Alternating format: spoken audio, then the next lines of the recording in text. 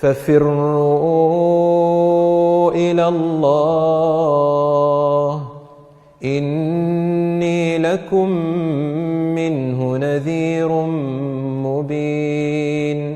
He said to them, so escape, run away, escape to Allah. I am from Him to you a warner. I warn you about Him. So run away to Him in order to protect yourself from Him. And Rasul sallallahu alayhi wa sallam used to make this famous dua, Allahumma inni a'udhu bika minka. Oh Allah, I seek refuge in you, from you. Rasul sallallahu alayhi wa sallam, after one of the battles that happened, there were some captives and the Muslims had to look after them. And there was this mother who was running from child to child, from baby to baby, trying to find her own child.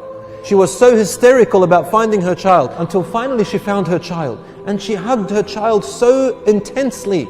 Rasul sallallahu alayhi wa sallam was watching this with awe, with compassion, with emotion. And he said to his companions, أَتَظُنُّونَ أَنَّ هَذِهِ الْأُمِّ مُطْرِحَةٌ أَوْ مُلْقِيَةٌ وَلَدُهَا فِي النَّارِ. Do you think that this mother would ever grab her child and throw it in the fire and burn it? They said, حَاشَ وَكَلَّا يَا رَسُولَ اللَّهِ. They said, never, it would have never crossed our mind. Then he said, sallallahu alayhi wa sallam, فَإِنَّ اللَّهَ لَأَرْحَمُ بِعِبَادِهِ مِنْ هَذِهِ الْأُمِّ بِوَلَدِهَا. Allah is more merciful to His servants than this mother is to her own child. There is nothing greater than the mercy of Allah subhanahu wa ta'ala. Nothing. And nothing can be compared to it. And Allah will refuse to put anyone in the fire just like that, unless they truly, truly, truly deserve it. Rasul sallallahu alayhi wa sallam tells us, this hadith is in Sahih Muslim. He says that Allah subhanahu wa ta'ala, He created rahmah between us. And He took it from Himself. And He gave us one portion of it and left 99 of its portion to be used in the hereafter. And He left a small portion of it for us to use in the world. And because of this rahmah which He placed on earth, this is the reason why you find even the animal mother will be so compassionate while its baby comes to drink from its milk. It is so careful that it doesn't step on its child. Who taught this deer, this animal, to be so compassionate to its baby, to give it from its body, its milk, and it is so careful not to tread on it? Who gave it this mercy?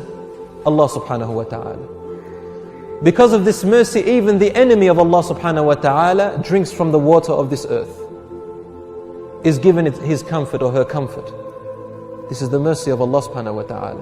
Ar-Rahmah, this nurturing thing that when you remember your parents, you remember that Allah has greater mercy than your own parents. This nurturing nature of the mother and the father, that they would rather the dust particle enter into their eye than into yours. That if they were to wake up in the middle of the night and find that you are ill or sick, they would wish that this sickness was in them instead of you. This rahmah which makes the mother carry you in her womb for 9 months, and then after that breastfeed you. And Allahu Akbar, there is so much pain in doing so, only a mother understands. And then after that nurturing you and going through all the agony and possibly getting diabetes and discs in her back, while the father runs around trying to provide you. Their whole youth is spent on you, and the whole world stops when you are born.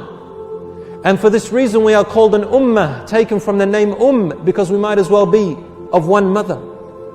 All of this is due to the rahmah of Allah subhanahu wa ta'ala. When you see your mother and father being like that towards you, Allah tells us a lot about our parents. You know why? Allah is telling us indirectly about Himself. He's saying, see how I've given you your parents, and see how I have created this natural rahmah inside of them. How they see you as the most important thing for them in the whole world, in the entire universe. They would rather them die than you. See this which I created in your parents? Well, this is only a tiny speck of the portion of my mercy. It is my attribute of mercy, and I've given a little bit of it to your parents just to give you a small example of who I am. Who I am. So when your mother or father, they keep away something from you only in order to teach you to become stronger in life, they are nurturing you. When you prevent your son or your daughter who is 2 years old from opening the fridge, are you preventing them from eating or drinking? No, you're not.